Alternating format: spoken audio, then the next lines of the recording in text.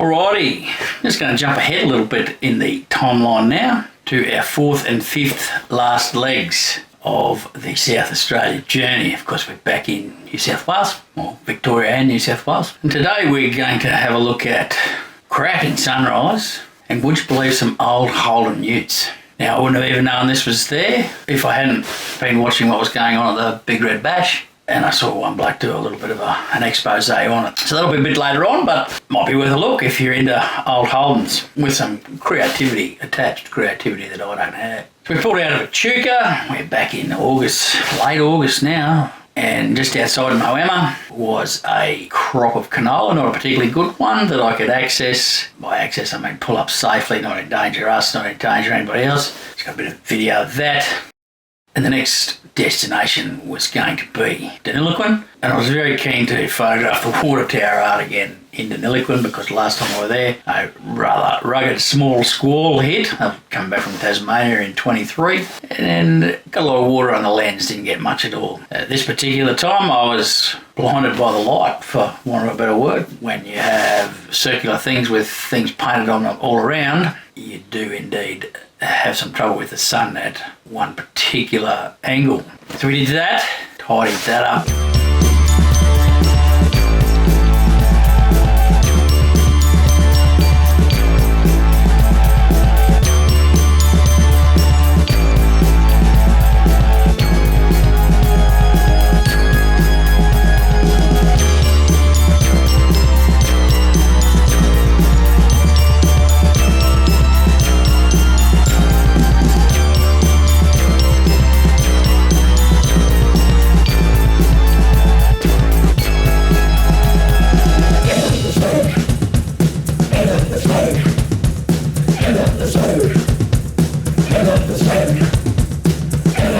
Bit early for lunch, so it was onwards past the bakery and across that hay plain, which never fails to deliver with a headwind when I'm driving it. So we squeezed a bit of extra hydrocarbons through the injector nozzles there, and we stopped along the road outside a place, the Royal Mail Hotel at Boroobin. I don't know how you pronounce that, Booroorban. But anyway, we'll have a go at Boroobin. Didn't even think. Pub looked closed. We just knocked up a sandwich and saw a couple of vehicles drive in and out.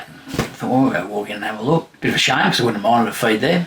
Lovely looking old place, bit of a park, bit of old gear around. But anyway, that was our lunch and a bit of a walk at lunchtime. And off we went to Hay, New South Wales. And we always stay at the showgrounds in Hay, $20. Shower, shitters if you need them. It's generally always pretty busy. And I parked in this spot the last two times we'd been there, and we parked there on the way down to Geelong and on the way back from Tasmania and Geelong and Kilmore, wherever we came 12 months ago. Parked in this exact same spot beside this exact same post, and I'm thinking this time as I unhooked, gee, I don't know why they don't have some lines on the ground or a bit of direction. This is really dumb with me parking here like this. You know, get a few more people with access to this post if they just turned to be 90 degrees.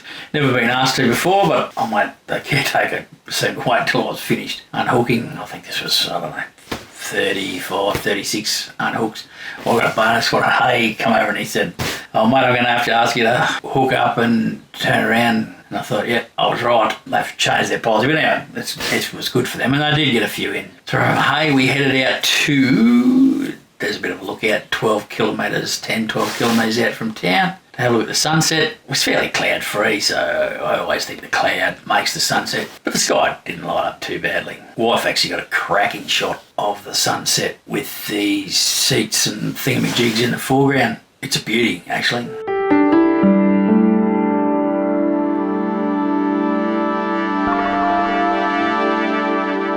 Back into Hay, sleep for the night. Now I had a bit of a tactic here. I wanted to get going a bit early. I wanted to knock a few Ks out this next particular day, and I said, well, I'll buy you breakfast if we can get going, sort of by, 8:30, 9 o'clock. So that was agreed to, and I guess we picked up about an hour. I didn't pick up as much as I would have liked.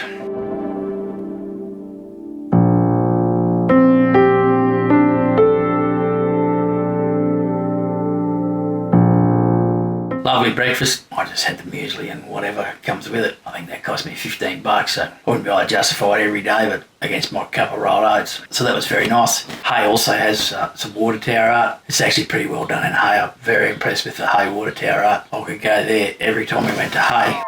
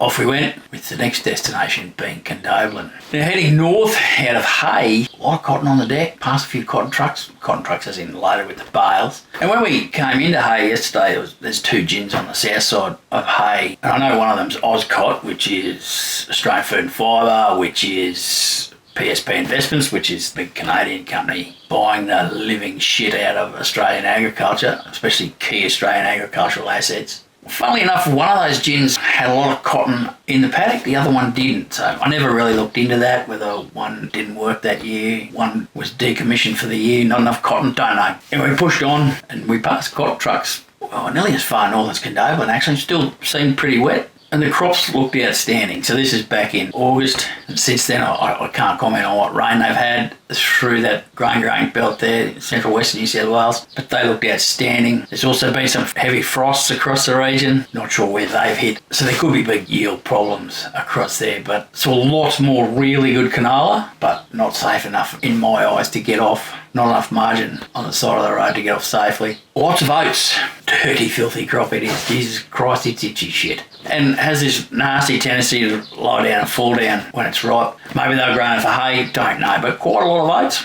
I think some lupins in there. Wheat, of course, and canola, as I mentioned. Maybe some peas, but I think one crop was lupins. Interesting variety of crops grown right through from South Australia, actually, through that Victoria, Mallee, Wimmera, right up through New South Wales. Some of these chicken farmers in Queensland, or the 2 big egg producers in Queensland, would give their left nut and half their right nut to be able to get hold of some of these field peas and those sorts of things to take some of the heat out of the soybean meal or the protein game. However, freight's too much from down there and they don't grow too well in Queensland. But it was something that was mentioned all the time while I was there. We stopped at Lake Cargelligo for lunch. Shame I missed the water tower out there. Don't even know. I didn't even see it. But anyway, we were on a bit of a mission. We had lunch by the lake there. And on we went. Some pretty ordinary roads. Even the streets of Lake Cargelligo weren't too great. Big grain outfit there. Don't know if it's Grain Corp or who owns it, or even if it's even operating. But we were in a big grain area, so you'd assume it would have been. Destination for this night was Lake Gumbend, or Gumbend Lake, which is just outside of Condobolin. Quite a big spacious area, but once again it was wet, so I had to pick where I parked, and I didn't want to park under any of those big trees. Identified a spot from the road and headed in and started backing in, and the chap that we were close to, and I mean by close, we were 20 metres away, and there would have been room for more between us and him. And I'm not qualified to make a statement like this, but he may have been a few sandwiches short of the picnic. He's at my window telling me that he'll help me back in. I said, mate, look, my wife's back there telling me when to stop. The last thing I know is people everywhere. And I didn't want to upset him, so I just got out of the car and got his life story, and he's got about a 12-foot caravan and 7 dogs. And I thought, wow, Christ almighty, you poor bastard. But as time went on, I think he was just hopping from free camp to free camp. And to be realistic, this was a donation camp that relies a little bit on honesty, but he said he was going to stay there the 2 weeks and not pay anything. There's showers and toilets there. So back in, got set up, headed for a walk around the lake. I guess it might have been, I don't know, kilometre and a half, but quite a pleasant walk. Concrete path all the way around. Spent a bit of money there. Nice picnic areas, all of those sorts of things. At about 4 o'clock, maybe even a bit later, 7 vans rolled in, and there was 2 already there. And they got themselves all parked and organised in a bit of a circle there around where they were going to have a campfire. So it must have been Friday night. And just a grouping of young folks out for the weekend and kids. I didn't think anything more of it. They got set up really quickly, got their fire gun, didn't bother us, didn't bother me. But I had pinned this place as a place where I could nail down some astro. And we went over after dinner and set up, and I could have gone somewhere else. All the kids are in the playground, which was just where we'd set up. And they had access to some quite loud music. The parents must let them bring some stuff up, and a searchlight type light. And I'm thinking, gee, I can't win this astro battle at all. That light was very bright. And then I'm thinking to myself, well, they get as much right to be here as me, and I chose to be at this particular spot. I could move somewhere else. So it's up to me to put up with that, deal with it, not their problem. As a parent, I'd have been more worried about one of the kids ending up in the drink and some of the language that was coming out of their mouth. Wow. I would have my tongue cut out with a dagger if I'd have sworn like that. Very adult language coming out of 6-year-old mouths. But anyway, that's none of my business. I got a bit of astro there.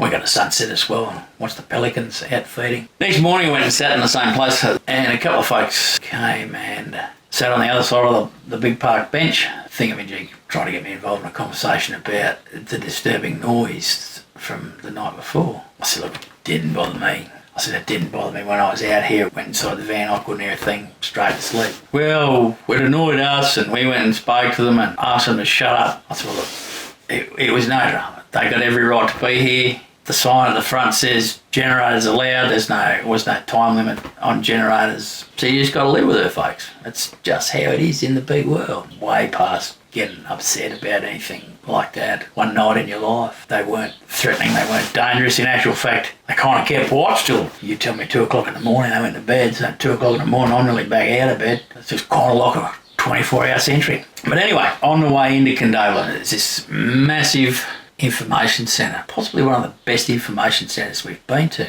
And I wouldn't have known anything about it, probably wouldn't have even come to Condobolin if I hadn't seen that gentleman give me a bit of a report on it from the Big Red Bash.